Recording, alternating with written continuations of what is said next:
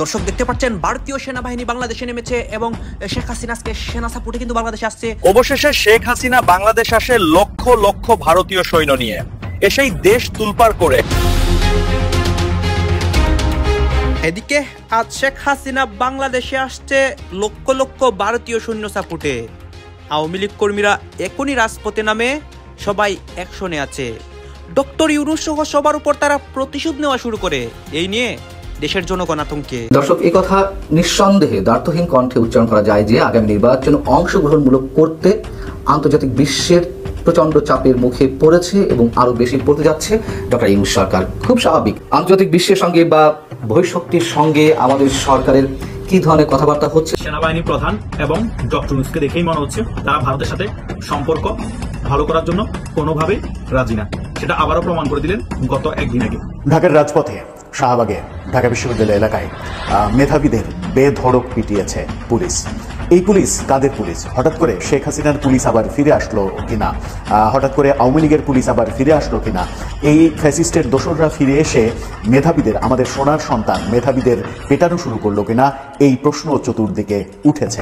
রাজনৈতিক কার্যক্রম নিষিদ্ধতা বা ওনার বিভিন্ন বক্তব্যে আওয়ামী লীগ বিরোধী অবস্থান, এই সকল কিছুতে স্বাভাবিকভাবে আওয়ামী লীগের যারা নেতাকর্মী আছেন তারা ডক্টর ইউনূসকে প্রধান শত্রু মনে করছেন। এখন ডক্টর ইউনূসের বিরুদ্ধে কোনো কিছু করা যায় তো সম্ভব না যে গ্রামীণ ব্যাংকের বিভিন্ন শাখাগুলোকে টার্গেট করা হয়ে গেছে। এমনকি প্রকাশ্যে তারা বলছেন এই দেশে গ্রামীণ ব্যাংকের কোনো শাখা থাকবে না। একদিকে আওয়ামী লীগ কর্মীরা ডক্টর ইউনূসের গ্রামীণ ব্যাংকগুলা ধ্বংস করতে শুরু করেছে, অন্যদিকে আজকে শেখ হাসিনা দেশে আসছে ভারতীয় লক্ষ লক্ষ সৈন্য সাপোর্টে।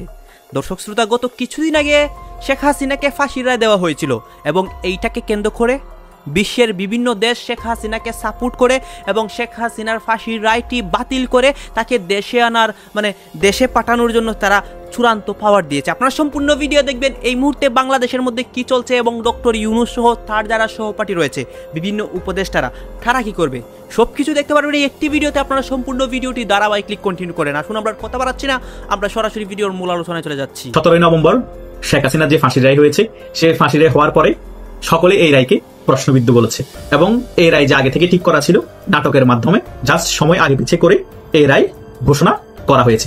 কিন্তু আমরা ইউটিউবের সকল ইউটিউবাররাই বলেছিলাম শেখ হাসিনাকে বাংলাদেশও আনতে পারবে না এবং ফাঁসিতেও ঝুলাতে পারবে না।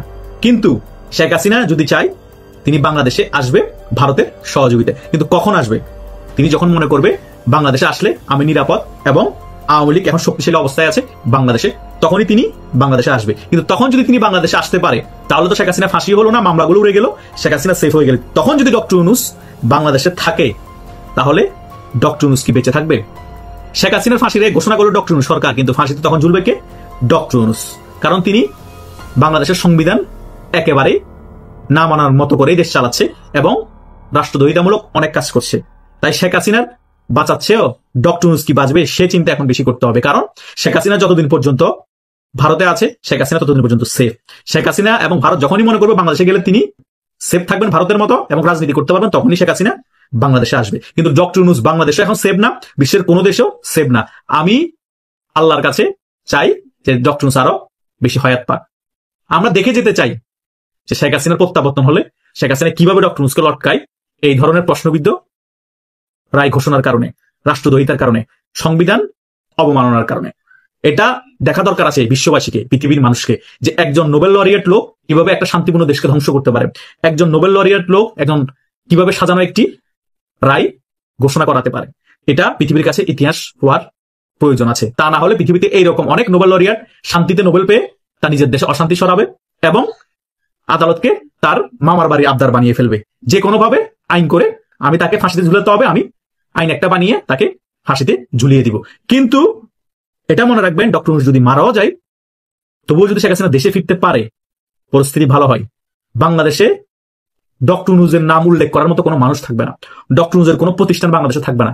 এটা অনেক ইউটিউবার অনেকবার বলেছে, আমিও বলেছি, এখন আবার বলছি, এটা রিয়েলিটি। বাংলাদেশের মধ্যে এত পরিমাণ প্রতিহিংসা ছড়িয়েছে ডক্টর ইউনূস। আমি বুঝতে পারতাম যে জামাত বিএনপি তাদের ক্ষোভ আছে, রাগ আছে, প্রতিহিংসা আছে, তারা স্টিমুলার চালিয়েছে প্রথম 6 মাস অনেক বেশি আওয়ামী লীগের উপর, তখন মনকে বোঝানো যেত। কিন্তু ডক্টর ইউনূস ওদেরকে সম্পূর্ণরূপে সমর্থন দিয়েছে। ডক্টর ইউনূসের ইন্ধনে তারা এগুলো করার সাহস পেয়েছে, কারণ তখন ডক্টর ইউনূস অন্তর্বর্তীকালীন সরকারের প্রধান উপদেষ্টা, তখন ডক্টর ইউনূসের হাতে কিন্তু প্রশাসন ছিল, বিএনপিও ক্ষমতা আসে নাই, জামাতও ক্ষমতা আসে নাই। তার মানে সকল কিছু পৃষ্ঠপোষকতা করেছে ডক্টর ইউনূস। তাই শেখ হাসিনা বেঁচে গেল, ডক্টর ইউনূস মরে গিয়েও বাঁচবে না। তিনি সেভ হয়ে যাবেন মরে গেলে, কিন্তু তার আশেপাশে যত সাঙ্গপাঙ্গ আছে, যার যত প্রতিষ্ঠান আছে, তার আত্মীয় স্বজন আছে, সকলে এটা জেট দিতে হবে। কারণ বাংলাদেশ 6 ঋতুর দেশ, বাংলাদেশের ঋতু পরিবর্তন হয়। আজকে আওয়ামী লীগ আছে, পতন হয়েছে, কালকে বিএনপি আসবে, কালকে বিএনপির পতন হবে, এরপরের দিন আবার আওয়ামী লীগ আসবে। কিন্তু যারা এত পরিমাণ প্রতিহিংসা ছড়িয়েছে তাদের কিন্তু নিস্তার থাকবে না, তখন তারা মাটির সাথে মিশে যাবে। এটাই বাংলাদেশে আগামীতে ঘটতে চলেছে, তার ব্যতিক্রম হবে না। হয়তো আওয়ামী লীগের উপর আরো কিছু সময় স্টিমুলার চলবে, আওয়ামী লীগ আরো কোণঠাসা হবে, কোণঠাসা হতে হতে এক পর্যায়ে আওয়ামী লীগ ব্যাকফায়ার করবে। তখন আওয়ামী লীগের কর্মীরা মনে করবে এসপার না ওসপার, বাঁচি না মরি, কাপনের কাপড় পরে রাজপথে নামে যাব, হয়তো বিজয় নিয়ে ফিরবো, তা না হলে রাজপথে মারা যাব। অলরেডি এখনো অনেকের মধ্যে এটা তৈরি হয়ে গিয়েছে, তারা ড্যামকার হয়ে গিয়েছে, জেলে জেলে যাবো, ফাঁসি হলে হবে, মরলে মরবো, যা হবে যেটা হবে, গুলি করে মেরে ফেলবে, কারণ এত পরিমাণ তাদের উপর অত্যাচার চালানো হচ্ছে, স্টিমুলার চালানো হচ্ছে। তখন একটা শিবিরের কর্মীকে, সে নাকি কলেজে পড়ে, তাকে গ্রেপ্তার করা হয়েছিল পুলিশ হত্যার দায়ে। তখন সবাই বলেছিল একটা বাচ্চা ছেলেকে ছাড় দিচ্ছে না হাসিনা ফেসিস্ট সরকার। কিন্তু এই 5 আগস্ট পরবর্তী সময় ক্লাস 8 এর ছেলেকে ছাড় দেওয়া হয়নি, সে নাকি আওয়ামী লীগের দোষর, সে নাকি ছাত্রলীগের প্রোগ্রামে গিয়েছে। 8 এর ছেলে, ফার্স্ট ইয়ারের ছেলে, 13 বছরের ছেলে, 7 বছরের ছেলে, কাউকে ছাড় দেওয়া হচ্ছে না। তো এখন আপনাদের আকাশ কাঁপে না? এখন কি আপনাদের শুধু ধন কাঁপে? এখন আপনারা গান লাগিয়ে আফসোস জানাতে পারেন না? একটা 13-14 বছরের ছেলে মুক্তিযুদ্ধের পক্ষে কথা বলে, সে কারণে তাকে গ্রেপ্তার করতে হবে। এক চাঞ্চল্যকর ঘটনা ঘটেছে গ্রামীণ ব্যাংকে নিয়ে। আসলে এই যে সময়টা যাচ্ছে, এই সময়টা বা আগামী দিনেও যে অদ্ভুত খেলা শুরু হয়েছে, এই খেলায় রাষ্ট্রের ক্ষতি ছাড়া আসলে কিন্তু এখানে ভালো কোনো কিছু হবে না। আমি বরাবরই সহিংসতার বিপক্ষে। দেখেন, রাষ্ট্রে আইন আছে, আইনের শাসনের মাধ্যমে সবকিছু হওয়া উচিত। তবে রাজনৈতিক নেতারা তারা নিজেরাই তাদের নিজেদের ভাগ্য এবং ভবিষ্যৎ বিভিন্নভাবে নির্ধারণ করেন। প্রফেসর ডক্টর ইউনূস যখন ক্ষমতায় এসেছেন, এরপর থেকে আওয়ামী লীগের রাজনৈতিক কার্যক্রম নিষিদ্ধতা বা ওনার বিভিন্ন বক্তব্যে আওয়ামী লীগ বিরোধী অবস্থান, তো এই সকল কিছুতে স্বাভাবিকভাবে আওয়ামী লীগের যারা নেতাকর্মী আছেন তারা ডক্টর ইউনূসকে প্রধান শত্রু মনে করছেন। এখন ডক্টর ইউনূসের বিরুদ্ধে কোনো কিছু করা যায় এত সম্ভব না। তার যে প্রতিষ্ঠান গ্রামীণ ব্যাংক, সেখানেই জয় বাংলা বলে এবার প্রথমবারের মতন একটা ভিডিও ফুটেজ সামনে এলো যে অগ্নিকাণ্ড ঘটনা ঘটছে। অর্থাৎ ওইখানে সাইনবোর্ড থেকে শুরু করে বিভিন্ন জায়গায়, কিন্তু সাম্প্রতিক সময় আমি নিজেই 8-10টা নিউজ দিছি যে গ্রামীণ ব্যাংকের বিভিন্ন শাখাগুলোকে টার্গেট করা হয়ে গেছে। এমনকি প্রকাশ্যে তারা বলছেন এই দেশে গ্রামীণ ব্যাংকের কোনো শাখা থাকবে না, গ্রামীণ ব্যাংকের প্রত্যেকটা অফিসকে, যাতে আওয়ামী লীগের বিভিন্ন রাজনৈতিক কার্যালয় ভেঙে দেওয়া হয়েছে, গুড়িয়ে দেওয়া হয়েছে, ধানমন্ডি 32 গুড়িয়ে দেওয়া হয়েছে। সো ক্ষমতায় যাওয়ার আগে তারা রাতের আধারে যেভাবে হোক গ্রামীণ ব্যাংকগুলোকে টার্গেট করবে। এমনকি আওয়ামী লীগের প্রকাশ্য ঘোষণা কিন্তু এরকম যে নেতাকর্মীরা যেগুলো ফেসবুকে বলেন যে আগামী দিনে রাষ্ট্র ক্ষমতায় যদি আওয়ামী লীগ কখনো আসে, সবার আগে গ্রামীণ ব্যাংকের যেই মূল ভবনটা সম্ভবত কোথায় আছে না, মতিঝিলে মেবি, যে 22 তলা 30 তলা ভবন, এটা কি গুড়াই দিবে। এই কথাগুলোকে কিন্তু একবারে হালকা নেওয়ার সুযোগ নাই। এর মাঝখানে আজকের ঘটনাটা যেটা, পাবনার সাথিয়া উপজেলার খেতুপাড়া গ্রামীণ ব্যাংকের সাইনবোর্ডে এই অগ্নিকাণ্ডের ঘটনা ঘটেছে। 23 নভেম্বর মধ্যরাতে পেট্রোল দিয়ে এই আগুন জ্বালানো হয়। বিষয়টি নিশ্চিত করেছেন সাথিয়া থানার ওসি যিনি আছেন আনিসুর রহমান। সামাজিক যোগাযোগ মাধ্যমে যে ভিডিও দেখা গেছে, সেখানে যারা এই অগ্নিকাণ্ডের ঘটনা ঘটিয়েছে তারা তাদের চেহারা দেখায়নি, তবে তারা বক্তব্য দিচ্ছিল।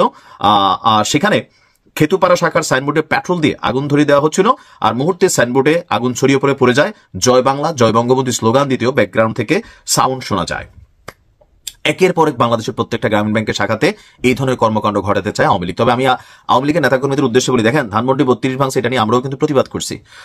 আর এটার ঝালটা যদি আপনারা এখন এইভাবে মিটাতে চান, তাহলে আপনাদের যে রাজনৈতিক কার্যক্রম নিষেধাজ্ঞা দেওয়া আছে, এটা কিন্তু উঠবে না। এটা মনে রাখেন যে আপনার এই অ্যাক্টিভিটিস গুলা ঝাল খুব প্রত্যেকেরই আছে। আওয়ামী লীগের নেতাকর্মীদের ভিতরে গোস্বা কাজ করতেছে, কিন্তু এটাকে যদি আপনি এইভাবে গ্রামীণ ব্যাংককে হিট করেন বা টার্গেট করেন, তাহলে আপনি কিন্তু রাজনৈতিকভাবে যে নিষেধাজ্ঞা সরকারিভাবে পড়ে আছে বা রাষ্ট্রীয়ভাবে আইনের মাধ্যমে, এটাকে কিন্তু উঠানোর বেলায় এই বিষয়গুলোকেই সামনে আনা হবে।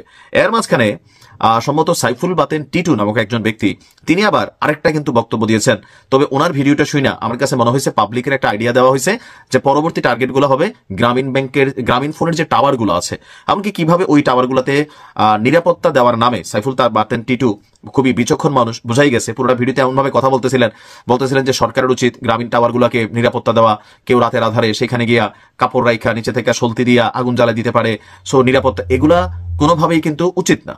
আপনার ভালো না লাগবে আপনি গ্রামীণ ফোনের সিম ব্যবহার করবেন না, কিন্তু এইখানে যে সম্পত্তিগুলো আছে রাষ্ট্রীয়ভাবে, ব্যক্তিগতভাবে, তাহলে এই যে বিদেশি ফোন কোম্পানিগুলো বা বিদেশি যে বিনিয়োগ, এটা কিন্তু বন্ধ হবে। আপনি ভাবতেছেন ডক্টর ইউনূসের সাইজ করতে গিয়ে গ্রামীণ ফোনের টাওয়ারে আগুন দিবেন, এটাতে কি হবে জানেন? এই দেশে যারা বিনিয়োগ করে, বিদেশি বিনিয়োগ, তারা ভয় পাবে যে না, এই দেশের রাজনৈতিক সরকার পরিবর্তন হয়ে গেলে আমাদের বিনিয়োগের ব্যবসা বাণিজ্য প্রতিষ্ঠান যে বাংলাদেশে অনেক বিদেশি কোম্পানি এখন ঢুকতেছে, তো এগুলা তো তারা তখন আর আসবে না যে না এই সরকারের সময় আমরা ব্যবসাটা করলাম, আগামী সরকার আসলে আমাদের প্রতিষ্ঠানগুলোকে হাত দিয়ে দিবে।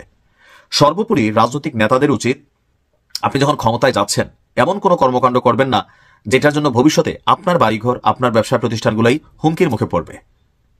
ইন্টেরিম নিরপেক্ষ সরকার হওয়া জরুরি।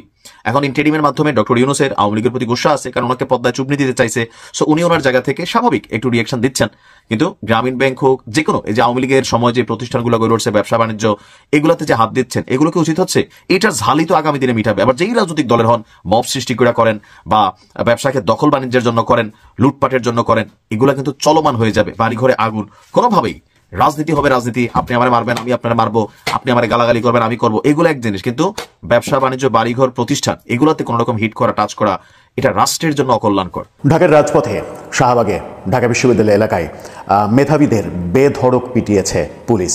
এই পুলিশ কাদের পুলিশ? হঠাৎ করে শেখ হাসিনার পুলিশ আবার ফিরে আসলো কিনা, হঠাৎ করে আওয়ামী লীগের পুলিশ আবার ফিরে আসলো কিনা, এই ফ্যাসিস্টের দোসররা ফিরে এসে মেধাবীদের, আমাদের সোনার সন্তান মেধাবীদের পেটানো শুরু করলো কিনা, এই প্রশ্ন চতুর্দিকে উঠেছে। হঠাৎ করে মেধাবী যারা বিসিএস পরীক্ষা দেবে তারাই তো দেশের সর্বোচ্চ মেধাবী হিসেবে গৃহীত, এবং তারা একসময় রাষ্ট্র পরিচালনার বিভিন্ন দায়িত্বে নিয়োজিত হবেন চাকরি পাওয়ার পরে। সেই মেধাবীদের ওপরে পুলিশের বেধড়ক লাঠিচার্জ শুধুই কি একপাক্ষিক ছিল, নাকি ব্যাপারটা দ্বিপাক্ষিক ছিল?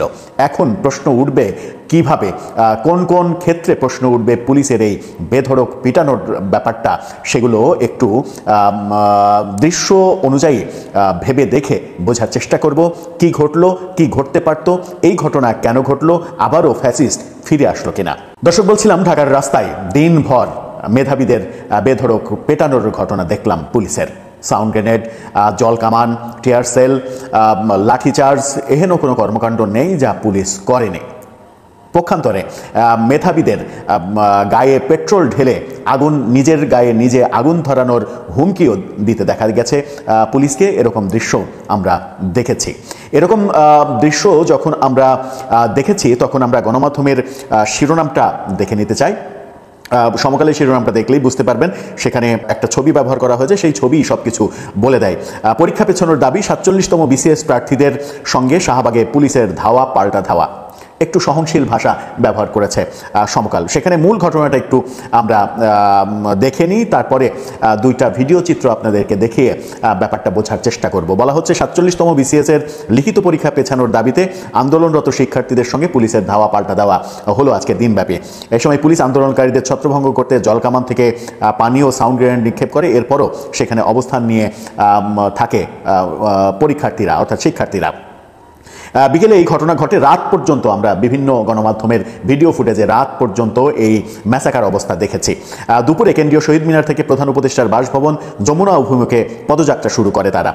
তবে শাহবাগ মোড়ে ব্যারিকেড দিয়ে তাদের আটকে দেয় পুলিশ। এতে সেখানেই অবস্থান নেয় পরীক্ষার্থীরা। আন্দোলনকারীরা বলেন, আগের বিসিএসগুলোতে অংশ নেওয়া পরীক্ষার্থীরা লিখিত পরীক্ষার জন্য 6 মাস থেকে 1 বছর সময় পেয়েছেন, কিন্তু এবার সময় দেওয়া হয়েছে কম, মাত্র 60 দিন। এই সিদ্ধান্ত অযৌক্তিক। 47তম বিসিএসের পরীক্ষার তারিখ পেছাতে হবে, প্রস্তুতির জন্য যৌক্তিক সময় দিতে হবে। জানা যায়, লিখিত পরীক্ষা পেছানোর দাবিতে স্মারকলিপি, মিছিল, অবরোধ, অনশন সহ বিভিন্ন কর্মসূচি করে আসছেন 47তম বিসিএসের একদল পরীক্ষার্থী। তারা রাজশাহী, খুলনায়, ময়মনসিংহে রেলপথেও অবরোধ করেছেন। এছাড়া অবরোধ করা হয় ঢাকা আরিচা মহাসড়কও। তারিখ না পেছালে পরীক্ষা বর্জনের হুঁশিয়ারি দিয়েছেন। পরীক্ষা বর্জনের হুঁশিয়ারি খুবই ভালো কথা। পিএসসির ঘোষণা অনুযায়ী আগামী 27 নভেম্বর থেকে ঢাকা, রাজশাহী, চট্টগ্রাম, খুলনা, বরিশাল, সিলেট, রংপুর, ময়মনসিংহ কেন্দ্রে একযোগে 47তম বিসিএসের লিখিত পরীক্ষা অনুষ্ঠিত হবে। এর মধ্যে আসন বিন্যাস প্রকাশ সহ সব ধরনের প্রস্তুতি নেওয়া হয়েছে। পিএসসি থেকে বলা হয়েছে স্পষ্টভাবে তারিখ পেছানো হবে না। এই যে তারিখ পেছানোর আন্দোলন, এটার পেছনে সরকারের একটা যুক্তি থাকতেই পারে যে গত বছর জুলাই আগস্টের আন্দোলন থেকে শুরু করে গত 15-16 মাস দেশটা যেন একটা আন্দোলনের দেশ হয়ে গেছে, যে কারণে সর্বক্ষেত্রেই আমরা পিছিয়ে পড়েছি। একবার 2020-এ আমরা করোনার ধাক্কাতে পিছিয়ে গেলাম, শিক্ষার্থীরা পিছিয়ে গেল, সেশন জট তৈরি হলো, পরীক্ষা কোন মাসে হওয়ার কথা কোন মাসে হলো তার ঠিক নেই, সেটা মানে পুষিয়ে উঠতে এখন পর্যন্ত হিমশিম খেতে হচ্ছে। তারপরে 24-এর যে ম্যাসাকারটা হলো, তারপরে আবারও শুরু হলো নানা রকমের দুর্যোগ। এবং এই যে বিভিন্ন ইস্যুতে বিভিন্ন অজুহাতে ছাত্রছাত্রীদের রাস্তায় নামা, এর আগে আমরা দেখেছি যে অটো পাস দিতে হবে এইচএসসি পরীক্ষার্থীদের, তার জন্য সচিবালয় ঘেরাও করলো এবং সিদ্ধান্ত দিয়ে দেওয়া হলো যে অটো পাস দেওয়া হবে। দর্শক আপনারা তো দেখলেন এখানে কি কথা হচ্ছে, অনেকেই কিন্তু অনেক কথা বলতেছে, বিশেষ করে এখানে আওয়ামী লীগের বিভিন্ন পরিকল্পনা এবং তাদের বিভিন্ন অবস্থা নিয়ে সবাই সবার মন্তব্য প্রকাশ করতেছে। গাইজ এই বিষয়গুলো দেখে আপনাদের কি মনে হচ্ছে এবং আপনাদের মন্তব্য কি? অবশ্যই আপনারা আপনাদের মন্তব্যটা আমাদের কমেন্ট বক্সে লিখে যাবেন। সর্বশেষ আপনাদের কাছে আমাদের একটা রিকোয়েস্ট থাকবে, আপনারা আমাদের চ্যানেলের নতুন দর্শক হয়ে থাকলে চ্যানেলটি সাবস্ক্রাইব করবেন এবং পাশে থাকা বেল বাটনটি বাজাবেন, যাতে করে নেক্সট ভিডিওটা সবার আগে আপনাদের কাছে পৌঁছে যায়।